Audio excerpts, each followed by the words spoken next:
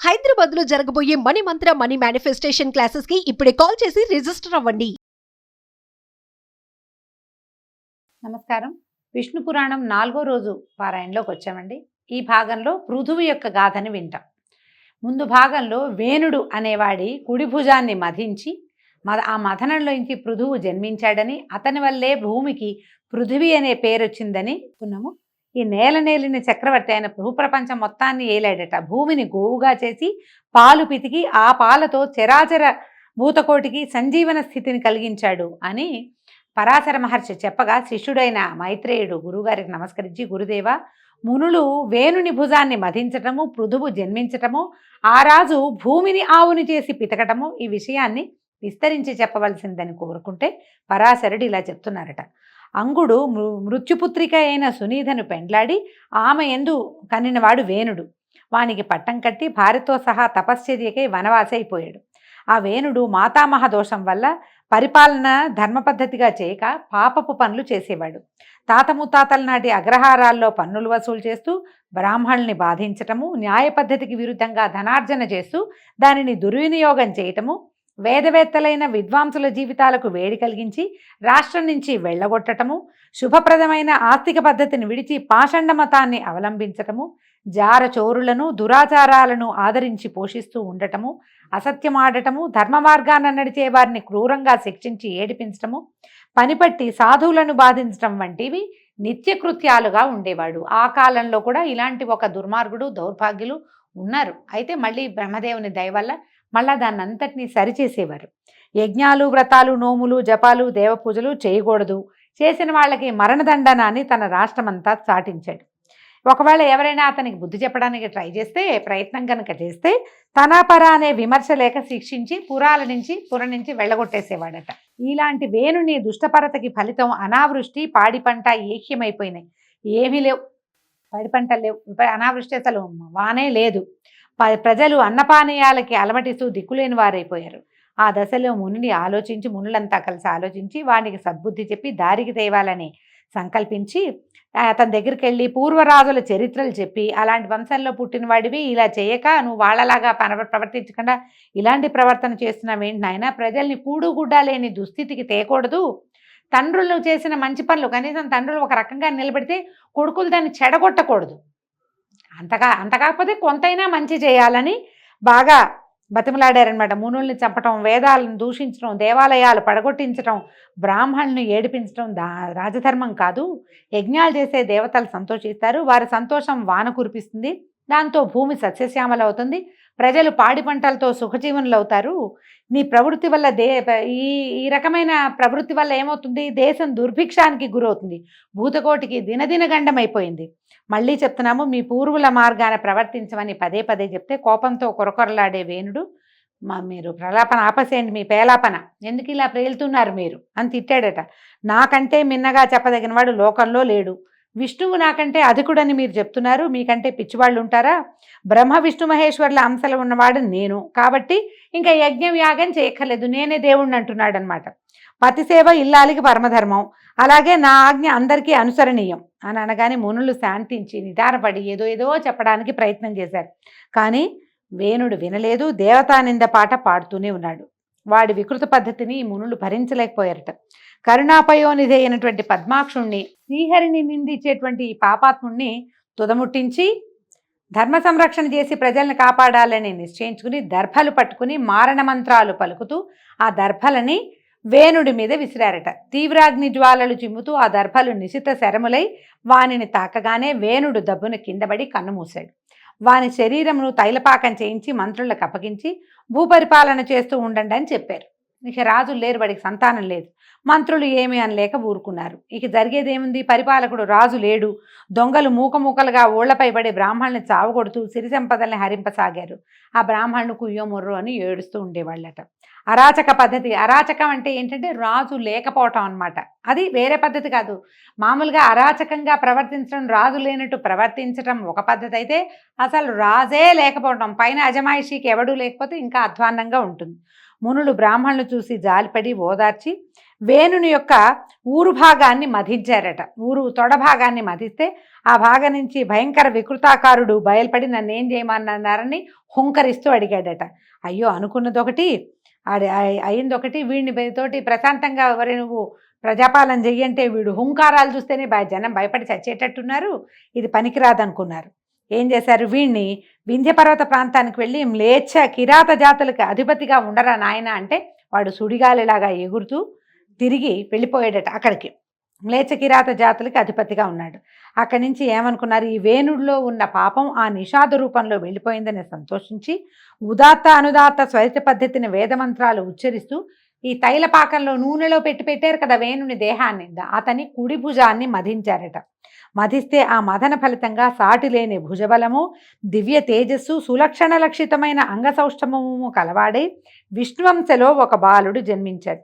అప్పుడు వాడిని చూసినటువంటి మునులు సంతోషించి ఈ బాలుడు తగిన ధరణీపతి, భూమికి తగిన భర్త వీడు అని ఏకవాక్కుగా అనుకొని వాడికి పృథువు అనే నామకరణం చేశారు. అప్పుట ఆకాశం నుంచి పుష్పవర్షం కురిసింది, దేవదుందుపులు మోగాయి, దేవగణాలు అభినందించారు. అప్పుడు పుట్టినటువంటి పృథువు యువకుడై మహనీయ మహిమ కలిగిన వాడై విరాజిల్లుతూ ఉన్నాడు. అక్కడి నుంచి వాడి కోసమట ఆ పుట్టిన శిశువు కోసం దేవలోకం నుంచి విశిష్ట తేజస్సు గల ఖడ్గము, ధనుసు, అక్షయబాణ తూణీరాలు 2, వజ్రకవచము యుద్ధ సాధనాలుగా వచ్చాయి. ధర్మానికి మొగరూపైనటువంటి మంచి కొడుకు కలగటం వల్ల వేణుడు పుణ్యస్థానానికి చేరాడు. మునులు పరమానంద భరితులై గంగాది పుణ్యనదుల నుంచి సముద్రాల నుంచి నీరు సువర్ణ పాత్రలతో తెప్పించి పృథువికి అభిషేకం చేశారు. దేవగణాలతో బ్రహ్మదేవుడు స్వయంగా వచ్చి శుభముహూర్తాన ఇతనికి ధరాధిపతిగా పట్టం కట్టి చక్రవర్తిని చేశాడు. విష్ణు చక్రం వచ్చి పృథువి యొక్క దక్షిణ హస్తానికి దివ్యాభరణంగా ప్రకాశించింది. అప్పుడు బ్రహ్మ చక్రవర్తిగా పృథువిని చెప్పి అభినందించాడు. ఇతడే ఇంకా చక్రవర్తి, సర్వం సహా చక్రవర్తి భూమికని చెప్పాడు. ఈ విధంగా చక్రవర్తి అయినటువంటి పృథువు సురనర ప్రశంసను పొంది సమధికైశ్వర్యవంతుడై రాజ్యం చేయటం మొదలుపెట్టాడు. అతడు చేస్తూ పైతామహ యజ్ఞం చేశాడట. ఆ యజ్ఞానికి సంబంధించిన సూత్రమంత్ర ప్రభావంతో 2 కుమారులు పుట్టారట. వాళ్ళు పుట్టిన వెంటనే యువకులుగా మారితే ఆ యజ్ఞానికి వచ్చిన వాళ్ళని చూసి వాళ్ళకి సంతోషించి ఆ మునులందరూ ఆనందించి ఒకడు పేరు సూతుడు, రెండోవాడు మాగధుడు, సూతుడు మాగధుడు అని పేర్లు పెట్టి మీరే చక్రవర్తిని స్తుతిస్తూ ఉండమంటే ఈ సూత మాగధులు 2 సమయానుసారంగా పృథు చక్రవర్తిని కీర్తిస్తూ ఉండేవాళ్ళు. అయితే ఈ ప్రజలు ఆకలి దప్పులకు లోనై ఆగలేక చక్రవర్తి వద్దకు వెళ్ళారట. వెళ్ళి మహారాజా, ధర్మ నష్టం, దానివల్ల అనావృష్టి, దాని మూలాన పాడి పంటలు నశించాయి, సస్యములు ఓషధులు జీర్ణాలై చెడిపోయాయి, ఇలా ఆకలి దప్పులకు చిక్కి మేము శల్యాలం అయిపోయాం. మేము అడవులకు పోయి అక్కడ దొరికి కందమూలాలతో కక్కుర్తిపడి ఎట్లాగొట్లా ప్రాణాలు నిలుపుకుంటున్నాను నాయన. అన్నం ధాన్యమూలం, అందరికీ ఆధారం అన్నమే. ఆ అన్నం లేకపోతే ఇంకా బతికెక్కడిది? ఆ అన్నం మాకు సంతృప్తికరంగా లభించే ఉపాయం చూపించి ప్రజారక్షకుడు వర్తిల్లు నాయన, నువ్వు ఇప్పుడు చక్రవర్తి అయ్యావు, మమ్మల్ని రక్షించమంటే అప్పుడు ఈయన ఆలోచించాడట. సస్యనాశం చేసి కరువు కలిగించిన ఆ భూమిని కూడా హతమారుస్తాను. భూమి వల్లే కదా మరి భూమి బిగిసిపోయింది, అందుకని పంటలు పండటం మానేసినాయి అని భావించాడు. అని చెప్పి ఈయన ఏం చేశాడట, ఈ భూమి మీద బాణం వేయడానికి లేచేసి విల్లందుకున్నాడు, బాణం సంధించాట. ఇక ప్రయోగించటమే తడవుగా ఉంది. భూమి అదిరిపోయి గోరూపం ధరించి బ్రహ్మ దగ్గరికి వెళ్ళాలని పరిగెడుతుంటే చక్రవర్తి అడిగట, నువ్వు ఎక్కడికి పరిగెత్తినా సరే నేను నీ వెనకాలే వస్తాను, నువ్వు నా బాణానికి గురికాక తప్పదు అనేసరికల్లా భూమి అందుట, ఓ రాజా, స్త్రీవధ పాపం అని తెలీదా నీకు? నన్ను చంపితే భూమినే, నన్నే చంపేస్తే నువ్వు పాలించేది దేనిని? ఈ ప్రజలందరినీ ఎట్లా నువ్వు బతికిస్తావు అనేసరికల్లా ఈయన అన్నట్ట, నువ్వు ప్రజలకి తిండి లేకుండా చేసిన దుర్మార్గురాలవి, అందరినీ సంరక్షించడానికి నిన్ను చంపడం పుణ్యమే కానీ పాపం కాదు. వారి స్థితి తర్వాత చూస్తాను. దైవబలం సమృద్ధిగా ఉన్నవాడిని నేను, వాళ్ళని సుఖంగా పాలించడం నాకేమీ కష్టం కాదు. నీ అంతు నేను చూస్తాను, కానీ నా దగ్గర ఒక ఉపాయం ఉంది, దానివల్ల ప్రజా సంరక్షణ జరుగుతుంది అనేసరికల్లా ఈ భూమి చెప్తోందనమాట, సస్యాలు ఓషధులు నాలో ఇమిడి జీర్ణమైపోయినాయి, భూమిలో ఉండిపోయినాయి. నువ్వేం చేస్తావు? నేను గోరూపంలో ఉన్నాను కదా, నాకు ఒక దూడని కలిగించు. అది తాగే సమయంలో, అది పాలు తాగే సమయంలో ఓషధులు సస్యాలు మళ్ళీ ఆవిర్భవిస్తాయి, ఆ ప్రయత్నం చేయమని గోరూపధర అయినటువంటి భూదేవి సెలవివ్వగా ఇతను ఏం చేశాడట, ఆ మాట విని సరేనని స్వయంభువుని దూడగా కల్పించి తానే ఈ పాలు పితికాడట. ఈ దూడగా ఎప్పుడైతే దూడ ఉంటుందో, దూడ నోరు తగిలేసరికల్లా పాలు వాటంతటవే స్రవిస్తాయి. గోవు కాదు, తల్లి యొక్క ధర్మం అన్నమాట. ఈ లోకరీతి మనుషులైనా అంతే, ఏ జంతువైనా అంతే. సకింగ్ రిఫ్లెక్షన్స్ అని చెప్పుకుంటాం మనం ఇంగ్లీష్లో. ఇది ఒక మెడికల్ టర్మే. పిల్లలు పాలు తాగుతుంటే తాగిన కొద్దికి పాలు పుడతాయని చెప్తారు. స్త్రీలకి, మనుషులకు కూడా అంతే. ఎప్పుడైతే ఈ దూడగా స్వయంభువు వచ్చి తల్లి పాలు తాగడానికి భూదేవి గోరూపంలో ఉన్న భూమి దగ్గర పాలు తాగడానికి ప్రయత్నించాడో వెంటనే ఆమెలో ఉన్న ఓషధులు, సస్యాలు, పంటలు అన్నీ స్రవించడం మొదలుపెట్టినాయి పాల రూపంలో. అయితే ఈ దూడని వ్యాజంగా చేసుకుని ఋతు చక్రవర్తి స్వయంగా ఆ ఆవుని పితికితే ఏకధారగా పాల్పడ్డాయిట. అవి ఇట్లా కింద పడేసరికల్లా సస్యాలు మంత్రించినట్టుగా నూతన శోభతోటి పైకి లేచాయి. ఎక్కడ చూసినా భూమి సస్యశ్యామలంగా కన్నుల పండువగా అయిందిట. ఆ పాలతోటి దేవదైత్య కిన్నరాదులకు, మృగాలకు, మానవులకు సమృద్ధిగా వారి వారికి కావలసినటువంటి ఆహారం సమకూరింది. ఆ విధంగా భూమిని మళ్ళీ యథాపూర్వ రూపానికి తెచ్చి సురనరరంజనముగా పృథు చక్రవర్తి పరిపాలన చిరకాలం చేశాడు. ఆ సత్క్రియ వల్లే భూమికి ఆ చక్రవర్తి పేరుతోటి పృథివీ అనే పేరు వచ్చింది. పృథువు పేరు మీద నుంచే పృథివీ అని పేరు వచ్చిందట. ఈ పృథు చక్రవర్తి కథ విన్న వారికి ఎలాంటి పాపము అంటదు. తేజస్సు, సమృద్ధిగా, సిరి సంపదలు, సుఖ సంతోషాలు, కీర్తి, ఆయురారోగ్య, ఐశ్వర్యాభివృద్ధి, అశ్వమేధ యాగం చేసిన ఫలితాన్ని ఆ విష్ణుమూర్తి ప్రసాదిస్తాడని చెప్పారు. ఈ పృథు చక్రవర్తికి అంతర్థి, వార్థి అని 2 కుమారులు కలిగారట. వారిలో అంతర్థికి శిఖండి అను భార్య యందు హవిర్ధానుడనే కుమారుడు కలిగాడు. వాడికి అగ్ని వలన పుట్టినటువంటి ధిషణ అనే కాంత యందు ఒక కొడుకు కలిగాడు. అతను యజ్ఞ సమయమందు కుశలను ప్రాచీనాగ్రములుగా ఉంచటం వల్ల ప్రాచీన బర్హి అని ప్రసిద్ధుడయ్యాడు. యజ్ఞం చేసేటప్పుడు అగ్రాలంటే కొసలని ప్రాచీనంగా ముందటం, ప్రాచీ వైపు ఉంచటం వల్ల అతని పేరు ప్రాచీన బర్హి అని పేరు పెట్టారట. అతనికి సముద్రపుత్రి అయిన సౌవర్ణ యందు ధనుర్వేద పారంగతులైన ప్రచేతసులు అనేవారు 10 మంది కలిగారట. వారు భేదము లేని పద్ధతిలో ధర్మ ప్రవర్తనలై 10,000 సంవత్సరాలు సముద్రం మధ్యలో తపస్సు చేశారు అని చెప్పేసరికల్లా మైత్రేయుడు అడిగారు, ఈ గురువర్య, ప్రచేతసులు సముద్ర మధ్యంలో అంతకాలం తపస్సు చేయడానికి కారణం ఏంటి? ఆ కథ వినాలనుంది, అది ఏమిటి ఆ కథ, ఎందుకు తపస్సు చేశారు అని అడిగారు. ఈ ప్రాచీన బర్హి అనేవాడు ఇంద్రుడిలాగా భూవలయాన్ని ధర్మవైభవంతో పరిపాలించాడు. తన మాట జవదాటగా భక్తితో ప్రవర్తిస్తున్నటువంటి ప్రచేతసులనే కొడుకులతోటి ఒకసారి అన్నాడు, మీరు ధర్మ సమైక్యంతో ప్రవర్తించే బుద్ధిమంతులు కనుక మీకు అసాధ్యం ఏదీ ఉండదు. విష్ణువుని ధ్యానిస్తూ తపస్సు చేయండి. ఆ దేవుని అనుగ్రహం వల్ల భావికాల ప్రజాపతి శక్తి పొంది చరాచరభూత సృష్టి చేయండి అని చెప్పగా వాళ్ళందుకు అంగీకరించి సముద్రం మధ్యంలో ఉండి విష్ణువుని ధ్యానిస్తూ ఎంతో కాలం తపస్సు చేశారు. వాళ్ళకి విష్ణువు ప్రసన్నుడై ప్రత్యక్షమయ్యి, మీ తపస్సుకు మెచ్చాను, వరాలు కోరమంటే కమలా మనోరమణ, జగదేక పవిత్ర చరిత్ర, సరోజనేత్ర, శుభాలోకన, సకల లోకపాలన, మాకు ప్రజాపతి ప్రాభవాన్ని అనుగ్రహించమని పరిపరి విధాలుగా విష్ణువుని కీర్తిస్తూ తమకి కావలసిన వరాన్ని అడిగారు. అప్పుడు ఈయన ఏం చెప్పాడంటే, మీ కుమారుడు దక్షుడనే పేరుతోటి ప్రజాపతి అవుతాడు అని వరమిచ్చి శ్రీపతి అంతర్హితుడయ్యాడు. అలాగా విష్ణువు వల్ల వరం పొంది వాళ్ళు సముద్ర మధ్యం నుంచి బయటకు వచ్చారు.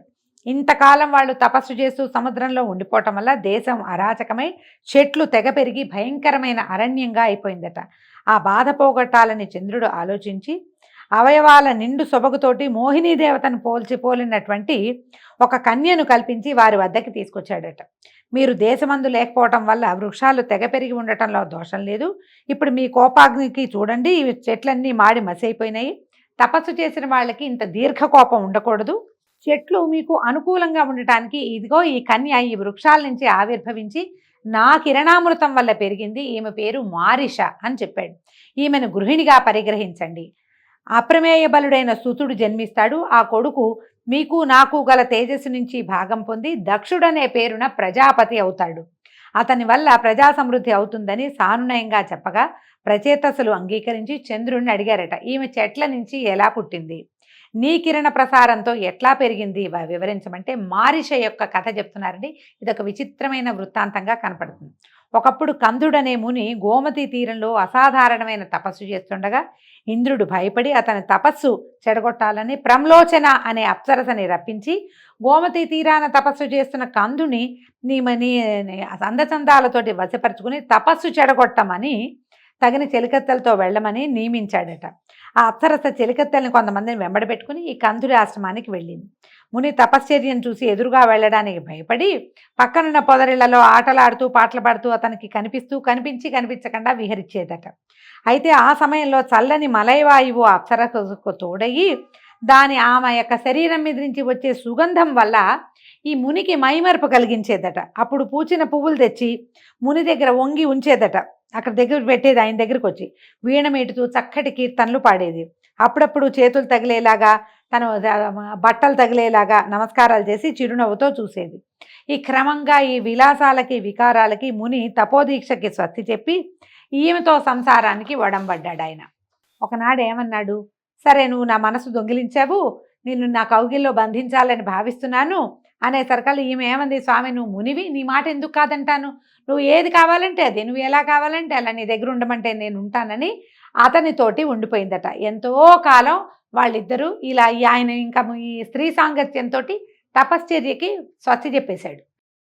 ఈ దేవవేసి అయినటువంటి ప్రమ్లోచనతోటి హాయిగా ఉండేవాడట. ఇలా కొంతకాలం అయిన తర్వాత ఆమె చెప్పింది, ఏమిటి అయ్యా, నేను అప్సరసని దేవవేశ్యని, ఇక్కడికి వచ్చి చాలా కాలం అయింది, చాలాళ్ళు నీ తపస్సు పాడు చేశాను, నాకు సెలవు ఇవ్వు, నేను వెళ్ళిపోతాను అనేసరికల్లా నేను ఇంకా ఇంతకాలం ఇక్కడే ఉండిపోయానంటే ఇంద్రుడు ఆగ్రహిస్తాడు, నన్ను వదిలిపెట్టేయమంది అనేసరికల్లా ఆయనకి కందముడికి చాలా కోపం వచ్చిందట. ఏమన్నాడు, నాకు ఇంకా సంతృప్తి కలగలేదు, నాతో ఉన్న నిన్ను ఇంద్రుడేమంటాడు, ఇంకా కొంతకాలం ఉండమనని మళ్ళీ కొంతకాలం తనతో ఉంచుకున్నాడట. కొంతకాలం అయ్యాక ఈ ప్రమ్లోచి ఇంకా నాకు సెలవు ఇప్పించని బతిమలాడితే సరే ఈయన ఏమన్నాడు, నేను సూర్యోదయ కాలంలో దినకరుడికి అర్ఘ్యం ఇస్తుంటే నువ్వు నాకు అంటపడ్డావు, నీతో నిన్న రాత్రి ఉన్నాను, ఒక్కరాజుతోటే వెళ్ళిపోతావా అంటే, అయ్యా నువ్వు అలా అనద్దు, ఆయనకి ఏమనిపిస్తోంది, ఒకరోజే జరిగిందని అనిపిస్తోంది. ఈవిడ, అయ్యా నన్ను క్షమించు మునివర్య, నన్ను క్షమించు, ఎందుకంటే నువ్వు నాతో ప్రమాణవాక్గా చెప్తాను, నువ్వు నాతో గడిపిన కాలం 907 సంవత్సరాల 6 నెలల 3 దినాలు యోగ దృష్టితో చూడు. నువ్వు ఇదంతా ఏమనుకుంటున్నావు, ఇవాళ పొద్దున కలిశాను, రాత్రి మాత్రమే గడిపానని భావిస్తున్నావు, ఇంతకాలము నువ్వు నాతోటే ఉన్నావు, నువ్వు కావాలంటే యోగ దృష్టితో చూడమనేసరికల్ ఆయన ధ్యానించి తెలుసుకున్నంటే ఒళ్ళు తెలియదు, స్త్రీ సాంగత్యం సమయాన్ని తెలియనివ్వదని పురాణం చెప్తోందండి. అయితే ఈయనకి కోపం వచ్చేసింది. అదంతా తెలుసుకునేసరికల్లా, నా తపస్సంతా పాడు చేసేవు, ఇంద్రుడు కపటోపాయం చేశాడు, అయినా తప్పు నీది, అయినా ఇంతకాలం నన్ను అలరించావు కాబట్టి నేను క్షమించాను, ఇక నా ఎదురుగుండా ఉండద్దు, ఇంకెప్పుడు నా దగ్గరికి రావద్దు, మళ్ళీ ఇంకోసారి నా తపస్సు పాడు చేయడానికి రావద్దు, నేను కళ్ళు మూసుకుంటాను, నువ్వు వెళ్ళిపోమన్నాడు అని గర్జించాడట సింహంలాగా. చిత్తం ఇక సెలవని ప్రమ్లోచి రివ్వున ఎగిరిపోయిందట. అయితే ఆ ఎగరటంలో ఆమె గర్భంలో ఉన్నటువంటి ముని యొక్క వీర్యము చెమటగా ఆమె అవయవాల నుంచి కిందకి కారిపోయిందట. ఈమె ఏం చేసిందట, అక్కడ ఉన్న చెట్ల చిగురాకులతో చెమటని, ఒంటి మీద ఉన్న చెమటని తుడుచుకుని వెళ్ళిపోయింది. కందముని అక్కడి నుంచి వెళ్ళిపోయి పురుషోత్తమ తీర్థానికి వెళ్ళి ఈ అప్సరసతోటి గడిపిన అధర్మ ప్రవర్తన పాపం పోవటానికి బ్రహ్మసూత్ర స్తోత్రంతో మహావిష్ణువుని ప్రార్థిస్తూ తపస్సు చేసుకుంటున్నాడు ఆయన దారిని ఆయన. అయితే చెట్ల చిగురాకులలో కలిసినటువంటి ఆ ముని తేజస్సు నా కిరణాల నుంచి స్రవించే అమృతం చేత ఈ లతాంగి, ఈ అమ్మాయి రూపొందింది. ఆ మహాముని తేజస్సు, దివ్యకాంత యొక్క గర్భరూపము, వాయువు చేత చెట్ల ఆకులలో పడటము, నా కిరణామృత దోహదము, ఈ విధంగా పుట్టినటువంటి ఈ మారిషకు సాటి కాగలిగిన స్త్రీయే లేదు. ఇంత అపురూపమైన సంగమం వల్ల ఈ బాలిక జన్మించింది నాయన. ఏ కర్తవ్యం మీరు దీన్ని పరిగ్రహించండి. దీని పూర్వజన్మ వృత్తాంతం చెప్తాను వినండి. ఇది ముందు జన్మలో ఒక రాజపత్నిగా ఉండేది. అనతి కాలంలోనే వితంతువైపోయి ఏ సుఖము కోరక శ్రీహరి భక్తురాలైంది నాయన. విష్ణువు ప్రత్యక్షమయ్యి, లలనా ఏమి నీ కోరికంటే, బాల్యం నందే వితంతువయ్యాను, మరి కామోపభాగం లేకుండా నేను మరణిస్తున్నాను కాబట్టి ఆ తృష్ణ తీరేలాగా నాకు భర్తలు ఎక్కువగా నా వారు కావాలి, నేను అయోనిజనై ఉండి వారితో సుఖించి ప్రజాపతి అయ్యే కొడుకుకి కన్నతల్లినవ్వాలని కోరుకుంది. హరి తథాస్తు అని అంతర్హితుడయ్యాడు. అదే ఈ మారిషగా రూపొందింది. మనకి ద్రౌపదీదేవికి 5 భర్తలు ప్రపంచంలో ఎవరైనా ఉన్నారా అని అడిగితే ఈ మారిష వృత్తాంతం మహాభారతంలో చెప్పబడుతుంది. మారిషకి 10 మంది భర్తలట. అయితే మీరు దీన్ని పరిగ్రహించండి అయ్యా, ఇదే ఆ మారిష. విష్ణువు యొక్క వరం వల్ల ఈమె అయోనిజగా, స్త్రీ గర్భం నుంచి వచ్చిన వీర్యము ఇలా ఈ రకంగా రూపొందింది. అపురూపమైన కలయిక వల్ల జన్మించింది ఈమె అయోనిజ, ఈమెను స్వీకరించండి అని చెప్పాడు. అప్పుడు ఇప్పుడు ఈ మహానుభావుడైనటువంటి ప్రజాపతి అయ్యే కుమారుడు కలుగుతాడు. ఇది మహావిష్ణువు యొక్క అనుగ్రహము. వాడు అనేక వంశాలకి వంశకర్త అవుతాడు అని చెప్పి చంద్రుడు నచ్చజెప్పి మారిషను ప్రచేతసుల గృహిణిగా పాణిగ్రహణం చేయించాడండి. ఈ విచిత్రమైన మారిష వృత్తాంతోటి ఈరోజు విష్ణు పురాణాన్ని ఆపుతామండి. రేపు ఉదయం మళ్ళీ 5వ భాగంలో కలుసుకుందాము. నమస్కారం.